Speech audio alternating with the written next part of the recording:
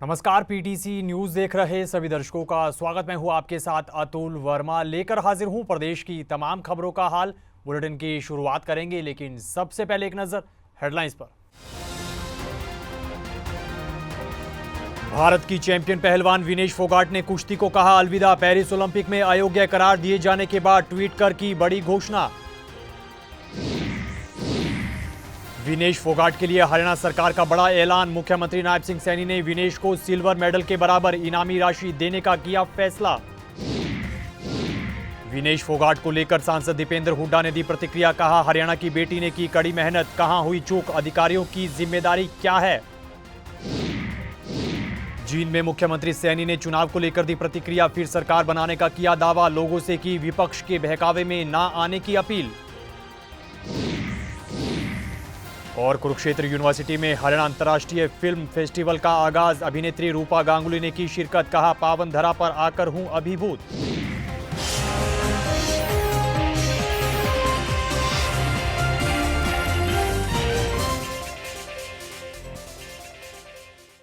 चलिए बुलेटिन की शुरुआत करेंगे बड़ी खबर के साथ। पेरिस ओलंपिक में अयोग्य करार दिए जाने के बाद भारत की चैंपियन पहलवान विनेश फोगाट ने कुश्ती को अलविदा कह दिया है। देश की बेटी ने अपने आधिकारिक ट्विटर अकाउंट से एक ट्वीट करते हुए कुश्ती से संन्यास की बड़ी घोषणा कर दी। ओलंपिक के फाइनल से कुछ घंटे पहले वजन मापने के दौरान 100 ग्राम वजन अधिक होने के कारण उन्हें पेरिस ओलंपिक से बाहर कर दिया गया था और इस सदमे को सहन नहीं कर पाते हुए विनेश फोगाट ने सोशल मीडिया पर भावुक पोस्ट लिखकर कुश्ती को अलविदा कह दिया। अपने ट्वीट में विनेश फोगाट ने लिखा, मां कुश्ती मेरे से जीत गई और मैं हार गई। माफ करना, आपका सपना, मेरी हिम्मत सब टूट चुके हैं। इससे ज्यादा ताकत नहीं रही है। अलविदा कुश्ती 2001 से 2024। आप सबकी हमेशा ऋणी रहूंगी। माफी।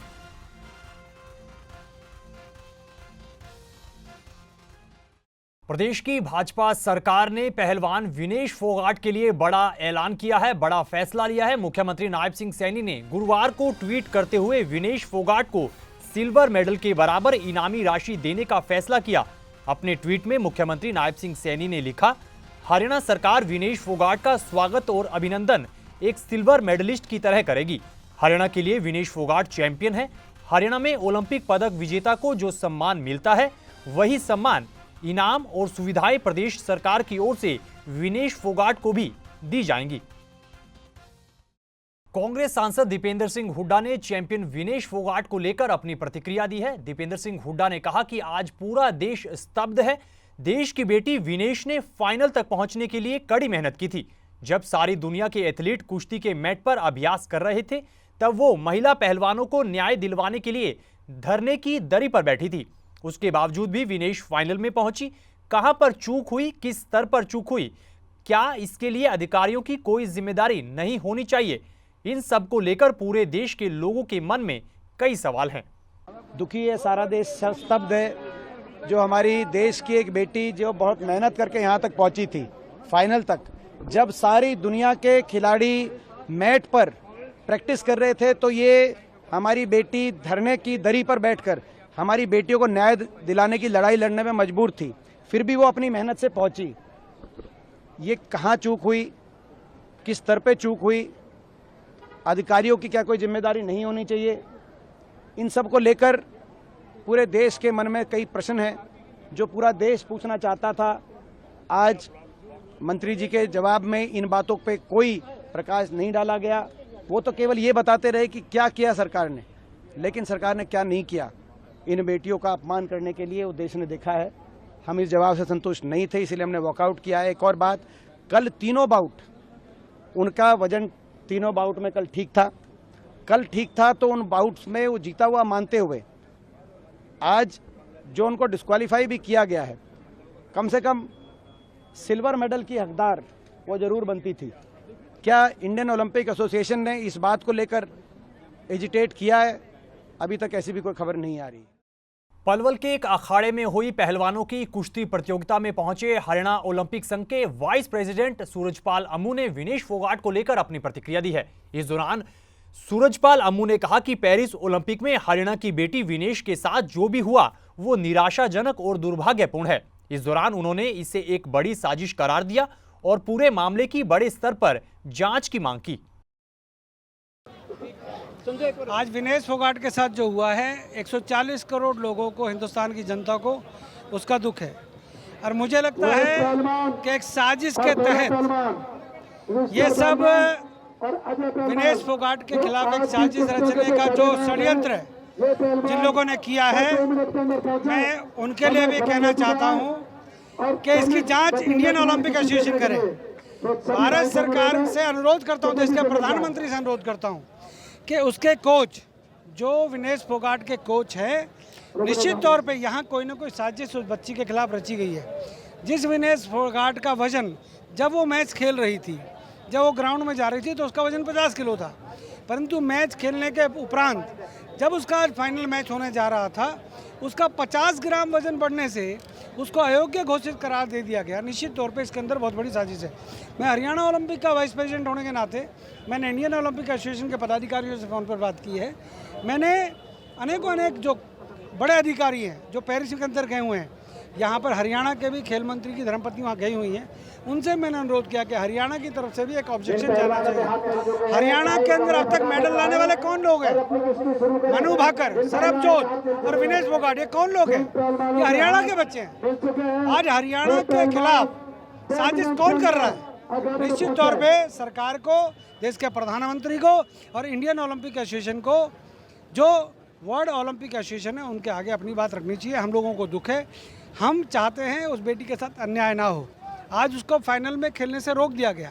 आज ये बच्चे खेल रहे हैं, ये माटी के लाल हैं सारे के सारे। आज पलवल में जो इस तीजो मेला कमेटी के जो प्रबंधन कमेटी ने आयोजन किया है, तो मैं उनको साधुवाद दूंगा, परंतु जो दुख विनेश फोगाट का हमारे दिल में है वो हम लोग जाहिर कैसे करें? आज हमारे हज़ारों पहलवान हरियाणा के और देश के, आज उनकी आंखों में आंसू हैं। हम लोग कंडेम करते हैं और इसकी जांच होनी चाहिए। जो साजिश के अंदर लिप्त है उनके खिलाफ कठोर से कठोर कार्रवाई होनी चाहिए। जींद पहुंचे प्रदेश के मुख्यमंत्री नायब सिंह सैनी ने एक कार्यक्रम में शिरकत की, कार्यक्रम को संबोधित किया और तीसरी बार प्रदेश में भाजपा की सरकार बनने का दावा किया।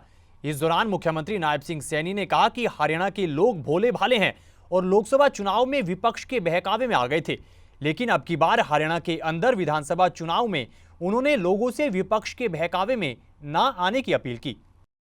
करना चाहूंगा कि कई लोग हैं झूठ बोलते हैं। ये लोकसभा का चुनाव चल रहा था, हमारे लोग भी बोल रहे हैं, आ जाते हैं बात में। वो राहुल गांधी वो एक संविधान, पवित्र संविधान की बुक लेकर खड़े हो गया, कहा अगर मोदी की 400 सीटें आएगी, कहा ये संविधान को खत्म कर देगा। कहा उसने एक इस प्रकार का रूमर फैला दिया कि ये तो कहा आरक्षण को खत्म कर देगा। ये बोले लोग हमारे बात मायके हमारे वाला तो सुपड़ा साफ कर दिया। क्यों? हम सोच रहे थे 10 की 10 आवेगी, परंतु हरियाणा में हम 5 पर रहेंगे। भाइयों अगला ध्यान कर लियो, किसी की बात माना जी कर दिया। हम तो लाले तो रहते हैं और मारा तो कुछ नहीं बिगड़ेगा। मैं कह रहा एक मिनट बात सुनूंगा, बात 1 मिनट तेरी बात सुनूंगा। मैं एक बात कह रहा, देखिए कंडेला की सरदारी बैठी है, आइए किसान की पगड़ी आपने मेरे सर के ऊपर रखी है। मैं आज ये वचन दे करके जाता हूं कि किसान के सम्मान को कभी हम नीचा नहीं होने देंगे। इधर अंबाला साइबर पुलिस ने साइबर ठगी की वारदातों को अंजाम देने वाले गिरोह का भंडाफोड़ करते हुए 3 आरोपियों को गिरफ्तार कर लिया है। इस दौरान एएसपी सृष्टि गुप्ता ने जानकारी देते हुए बताया कि 3 करोड़ 25 लाख रुपए की साइबर ठगी करने वाले गिरोह के 3 लोगों को गिरफ्तार किया गया है। उन्होंने बताया कि तीनों आरोपी राजस्थान के रहने वाले हैं और ऑनलाइन स्टॉक मार्केट के नाम पर लोगों से ठगी करते थे, जिन्हें काबू कर 7 दिन के रिमांड पर लेकर पूरे मामले का खुलासा किया जाएगा।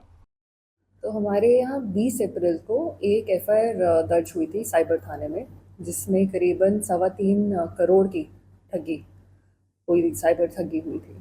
तो उसमें हम पहले भी 8 गिरफ्तारियां कर चुके हैं और अभी हाल ही में हमारी एक टीम गई थी, साइबर क्राइम की टीम गई थी, जिसने राजस्थान में कुछ जगहों पे छापेमारी की गई थी। तो वहाँ से 3 और लोग पकड़कर हम लेकर आए हैं, जिनका इन पूरे फ्रॉड में हाथ पाया गया। तो उससे रिलेटेड हमने आप सभी को बुलाया था जी। इसमें हमारी जो फर्स्ट रेड थी वो थी बारमेर के अंदर, तो वहाँ जो व्यक्ति हमें मिले उनकी लीड से हम फिर गए जोधपुर, और जोधपुर में एक पूरा गिरोह हमें दिखा 2-3 व्यक्तियों का। तो इनसे जो अपराध में यूज़ हुए मोबाइल फ़ोन्स हैं वो भी बरामद हुए, और अभी इनसे तफ्तीश जारी है कि ये कैसे ठगी करते थे, दूसरों के अकाउंट्स, फेक अकाउंट्स कैसे खुलवाते थे, दूसरों के मोबाइल फ़ोन्स को हैक करके उनका रिमोट एक्सेस कैसे लेते थे, वो अभी हम रिमांड के दौरान इनसे पूछताछ कर रहे हैं। इधर शाहाबाद के पीडब्ल्यूडी रेस्ट हाउस में हरियाणा वर्कर्स यूनियन के कर्मचारियों ने अपनी लंबित मांगों को लेकर मीटिंग की है और हरियाणा सरकार को सीधे तौर पर चेतावनी दी है। पीडब्ल्यूडी विभाग के तीनों विभागों के कर्मचारियों ने सरकार को सीधी चेतावनी दी और कहा कि इस बार लड़ाई आर पार की होगी। यूनियन के राज्य प्रधान ने कहा कि पीडब्ल्यूडी के तीनों विभागों के कच्चे कर्मचारी पिछले काफी लंबे समय से अपनी मांगों को लेकर प्रदर्शन कर रहे हैं और डीसी के जरिए मुख्यमंत्री नायब सैनी को 21 सूत्रीय मांग पत्र भी दे चुके हैं, लेकिन अब तक उनकी कोई भी सुनवाई नहीं हुई है। कर्मचारियों की मांगों को हल करने के लिए भेजा हुआ है, परंतु सरकार बातचीत करने में आनाकानी नहीं कर रही है, जिससे कर्मचारी वर्ग में भारी रोष है। हमने कर्मचारियों के रोष को देखते हुए 22 जुलाई से 2 अगस्त तक सभी प्रदेश के उपायुक्त कार्यालयों पर प्रदर्शन करते हुए अपनी मांगों का मांग पत्र उपायुक्त महोदय की तरफ से मुख्यमंत्री हरियाणा सरकार को भिजवाया है और अपील की है कि अगर 10 अगस्त तक हमारी मांगों को बातचीत द्वारा नहीं किया गया तो हम 11 अगस्त को मुख्यमंत्री आवास का घेराव करेंगे। एजुटेशन करते आ रहे हैं। पंचायत एवं विकास विभाग के अंदर जो कर्मचारी कच्चे थे उनको जो है 1 साल से वेतनमान नहीं दिया गया था। हमने पब्लिक हेल्थ और पंचायत विभाग से मिलकर के लाखों लाख रुपए उन कर्मचारियों को दिलवाने का काम किया। जो उपलब्धि है कि वे भूखे मर रहे थे, उनको 4,000 रुपये तनख्वाह मिलती थी, अब उनकी तनख्वाह 11,860 रुपये है। जो हम करनाल के अंदर हमने सरकार से एक नोटिस दिया कि भाई 10 अगस्त तक जो कर्मचारियों का 21 सूत्री मांग पत्र हमने भेज रखा है, उस मांग पत्र पर बातचीत से समाधान किया जाए। अगर समाधान नहीं करते तो 11 तारीख को प्रदेश का कर्मचारी जो है पीडब्ल्यूडी का वहाँ पर कर्ण पार्क में इकट्ठे होगा और वहाँ से शहर के अंदर जुलूस निकलता हुआ प्रेमनगर में जो कोठी है नायब सैनी की, उसका घेराव करेगा। कुरुक्षेत्र यूनिवर्सिटी में 7वें हरियाणा अंतर्राष्ट्रीय फिल्म फेस्टिवल का आगाज हो गया है। फेस्टिवल में महाभारत सीरियल में द्रौपदी का अभिनय करने वाली रूपा गांगुली ने बतौर मुख्य अतिथि शिरकत की। इस दौरान उन्होंने कहा कि वो कुरुक्षेत्र की पावन धरा पर आकर मां भद्रकाली, ज्योतिसर और ब्रह्म सरोवर के दर्शन कर अभिभूत हुई हैं और इस भूमि को वो नमन करती हैं। उन्होंने कहा कि अक्सर लोग फिल्म इंडस्ट्री और कलाकारों के बारे में बहुत कम जानते हैं और उनको जैसा देखते हैं वैसा ही समझ लेते हैं, लेकिन फिल्म अभिनेता भी आम इंसान ही है और उन्हें समझने की जरूरत है। वहीं उन्होंने कहा कि हर किरदार से कुछ ना कुछ उन्हें सीखने को जरूर मिलता है। इधर यूनिवर्सिटी के कुलपति प्रोफेसर सोमनाथ सचदेवा ने बताया कि इस फिल्म फेस्टिवल में 16 देशों की 19 भाषाओं में फिल्में दिखाई जाएंगी। पिछले साल भी मेरी उपस्थिति थी कुरुक्षेत्र में, जो पिछली बार करनाल में हुआ था, 6ठा हरियाणा इंटरनेशनल फिल्म फेस्टिवल। इस बार 7वां है और मैं खुश ज़्यादा इसलिए हूँ क्योंकि यूनिवर्सिटी है, कॉलेज होता है और विश्वविद्यालय होता है। कुरुक्षेत्र विश्वविद्यालय के बारे में पहले भी हमने बहुत चर्चाएं सुनी हैं, यहाँ के एक्टिविटीज़ के बारे में, स्टडी के बारे में, करिकुलम्स के बारे में, सब चीज़ें जो भी है काफ़ी फेमस है दूर दूर तक। और कुरुक्षेत्र अपने आप में एक ऐसी जगह है जहाँ से दूर दूर से लोग मंदिरों को घूमने आते हैं। बहुत सारी ऐसी विशेषताएँ हैं यहाँ की। तो मैं बहुत खुश हूँ क्योंकि इस बार मुझे परफॉर्म करने का अवसर मिला। मुझे स्पेशली मुंबई से बुलाया गया एक प्रस्तुति देने के लिए और मैं बहुत ही ज़्यादा अच्छा फील कर रही हूँ। मेरे पूरे ग्रुप का बहुत अच्छा अनुभव रहा है क्योंकि स्टेज इतना भव्य है और उसी तरह से हमने 11-12 मिनट का परफॉर्मेंस तैयार करने की कोशिश की और मुझे उम्मीद है कि लोगों के दिल पर छाप छोड़ ही दी होगी हमने। जी, क्या कहेंगे उन लोगों के लिए, संगीत के कलाकारों के लिए जो वेस्टर्न कल्चर धीरे धीरे हावी होता जा रहा है, पुरानी सभ्यता को भी भूलते जा रहे हैं? हाँ, आपने सही कहा, वेस्टर्न कल्चर बहुत हावी होता जा रहा है धीरे धीरे। लेकिन हमारी इंडस्ट्री में भी अगर आप देखें कि सबसे बड़े जो फिल्म मेकर माने जाते हैं, one of the biggest film maker Sanjay Leela Bhansali, जिनकी हर फिल्म में कथक का बहुत बड़ा एक योगदान होता है, संस्कृति को दर्शाने का, क्लासिकल और जितने भी हमारे ट्रेडिशनल पहनावे को आगे करने में वो सबसे ज़्यादा मेरे ख्याल से सक्षम है हमारी इंडस्ट्री में कहा जाए तो। तो इन तस्वीरों के साथ फिलहाल इस बुलेटिन में इतना ही, लेकिन पीटीसी न्यूज पर खबरों का सिलसिला बदस्तूर जारी है। आप बने रहिए पीटीसी न्यूज के साथ। फिलहाल के लिए दीजिए इजाजत। नमस्कार।